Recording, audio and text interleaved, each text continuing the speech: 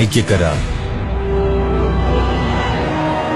1989 December 21 Kerala Jamiyyathul Ulama general secretary Kanthapuram A P. Aboobacker Musliyar, Mujahid നേതാവും Medina Islamic യൂണിവേഴ്സിറ്റിയിലെ അധ്യാപകനുമായ ഷെയ്ഖ് അബ്ദുൽ സമദ് അൽ കാത്തിബ്, ജമാഅത്തെ ഇസ്ലാമി പ്രവർത്തകനും ശാന്തപുരം ഇസ്ലാമിയ കോളേജ് അധ്യാപകനുമായ എം.കെ. അബ്ദുറഹ്മാൻ തറുവായി എന്നിവർ സുന്നി, മുജാഹിദ്, ജമാഅത്തെ ഇസ്ലാമി എന്നീ സംഘടനകളെ പ്രതിനിധീകരിച്ച് കുവൈറ്റ് മന്ത്രാലയത്തിലെ ഇസ്ലാമിക കാര്യ ഡയറക്ടർ ഷെയ്ഖ് നാദിർ നൂരി മുമ്പാകെ 17 ഐക്യ സഹകരണ കരാറിൽ ഒപ്പുവച്ചു.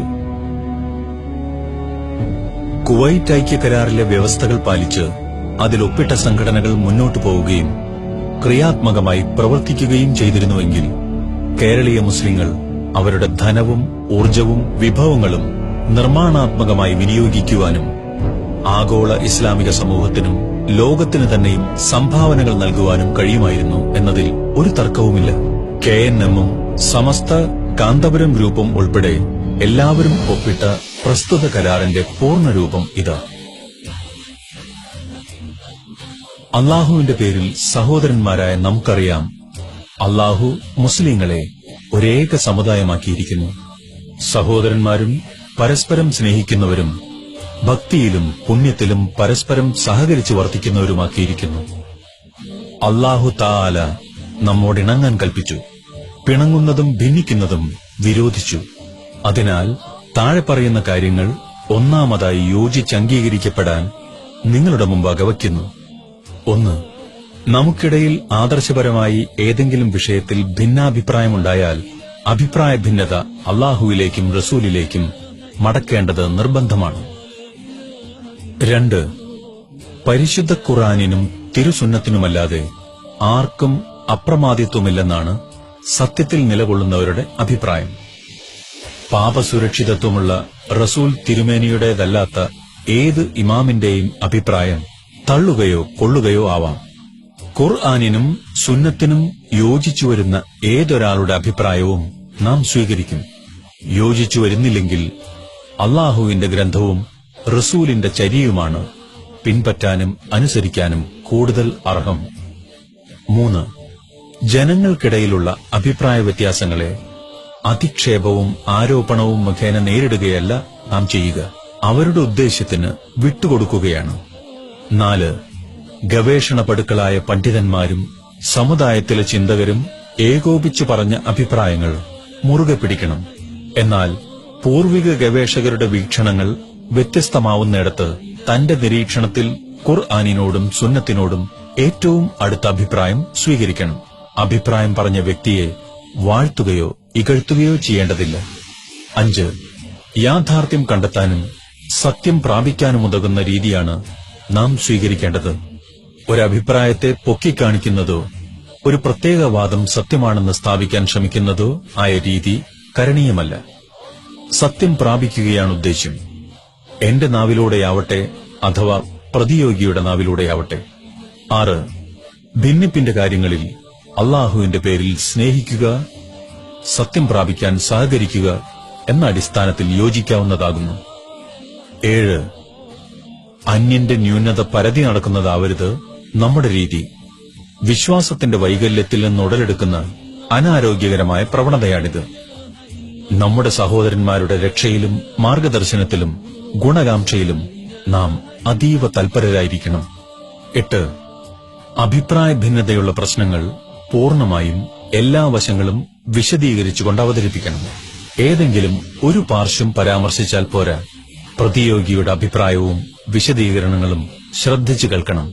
9. അടിസ്ഥാന തത്വങ്ങളിൽ യോജിക്കുക എന്നതിന്റെ അനിവാര്യമായ അർത്ഥം വിശദീകരണങ്ങളും അംഗീകരിക്കുക എന്നതാകുന്നു.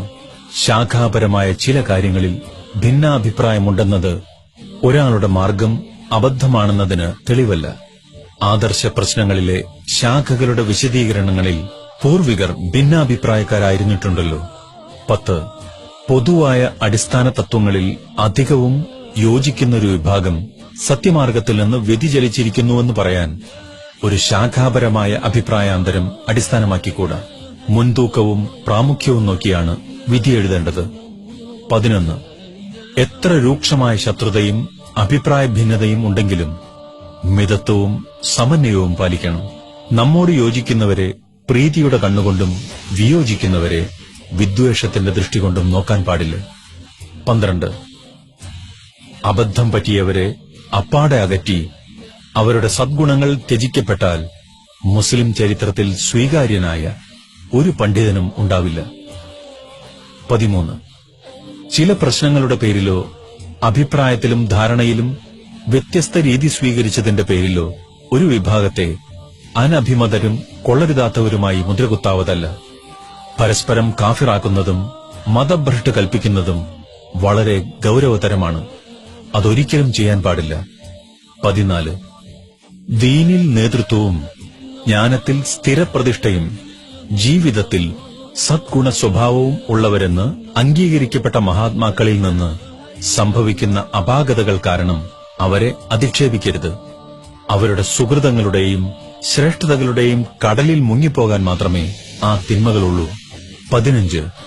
ഏതൊരാളുടെ സംസാരത്തിലുള്ള വാചകങ്ങളും വിലയിരുത്തുമ്പോൾ അന്തിമ വിധിയെഴുതും മുമ്പ് അവഗാഹമായ പരിശോധന നടത്തേണ്ടതും പ്രകടവും വ്യക്തവും സ്ഫുടവും വിശദവുമായ പരാമർശങ്ങളുടെ അടിസ്ഥാനത്തിൽ പരോക്ഷവും അവ്യക്തവും സംക്ഷിപ്തവുമായ വാക്യങ്ങളെ വിശദീകരിക്കേണ്ടതുമാണ്. ഒരു വിഷയത്തിൽ ഒരാൾ അന്തിമമായി എത്തിച്ചേർന്ന അഭിപ്രായമാണ് പരിഗണിക്കേണ്ടത്. 16. സാധ്യമാവുന്നിടത്തോളം ഒരാളുടെ സംസാരം ഏറ്റവും നല്ല അർത്ഥത്തിലാണ് എടുക്കേണ്ടത്. ശരിയായ ആശയവും അബദ്ധജടിലമായ അർത്ഥവും ഉണ്ടാവാൻ സാധ്യത കണ്ടാൽ സതുദ്ദേശത്തോടെ നാം അതിന്റെ ശരിയായ അർത്ഥത്തിലാണ് അതെടുക്കുക. 17. ഇസ്ലാമിന്റെ പ്രതിയോഗികളുടെ പ്രയത്നങ്ങളെ പ്രതിരോധിക്കാൻ സംഘടിപ്പിക്കുന്ന സംയുക്ത സംരംഭങ്ങളിൽ സഹകരിക്കുക. അമുസ്ലിങ്ങൾക്ക് ഇസ്ലാമിനെ പരിചയപ്പെടുത്തുക. ഇസ്ലാമിന്റെ പ്രതിയോഗികൾക്ക് മറുപടി പറയുക.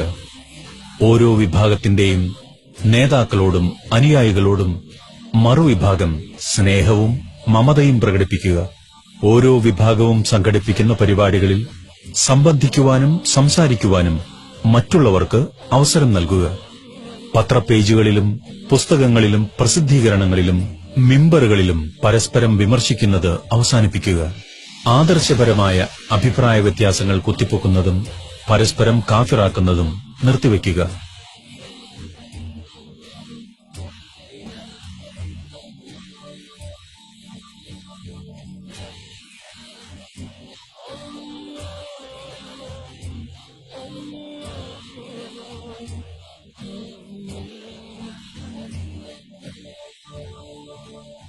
എന്നാൽ ഈ കരാറുകളെയും വ്യവസ്ഥകളെയും കാറ്റിൽ പറത്തിക്കൊണ്ടാണ് ഇന്ന് ഇസ്ലാമിക പ്രഭാഷണം എന്ന പേരിൽ മതപ്രസംഗ സ്റ്റേജുകളെ പൂരപ്പാട്ടുകളുടെ വേദിയായി ഇവർ മാറ്റുന്നത്.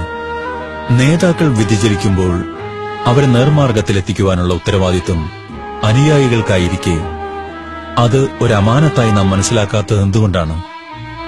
മുസ്ലിം രാഷ്ട്രങ്ങളെയും സമുദായത്തെ തന്നെയും ഭിന്നിപ്പിച്ച് ദുർബലപ്പെടുത്തുക എന്ന യാങ്കി സയനിസ്റ്റ് ഫാഷിസ്റ്റ് അജണ്ടയെ പരോക്ഷമായി സഹായിക്കുകയല്ലേ നമുക്കിടയിലെ സംഘടനാ പക്ഷപാതിത്വം വഴി നാം ചെയ്തുകൊണ്ടിരിക്കുന്നത്?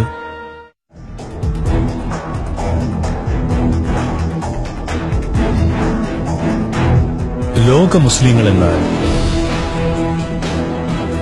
ഇന്തോനേഷ്യ 20 കോടി,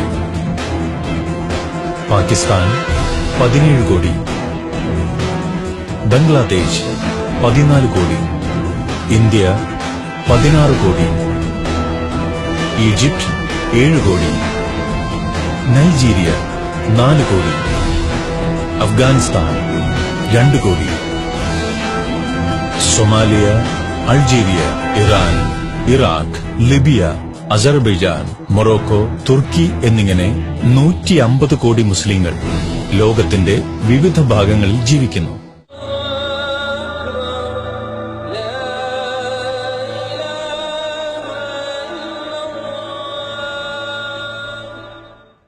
From Nigeria, from Islamabad, From Egypt, Indonesia, Morocco, from Palestine, China, Bangladesh, Japan, 40-ലേറെ മദ്ഹബുകളും ഉപമദ്ഹബുകളും, ആരാധന, ജീവിത രീതി, സംസ്കാരം തുടങ്ങി എല്ലാ കാര്യത്തിലും പ്രകടമായ അന്തരം ഇവരിൽ കാണാം.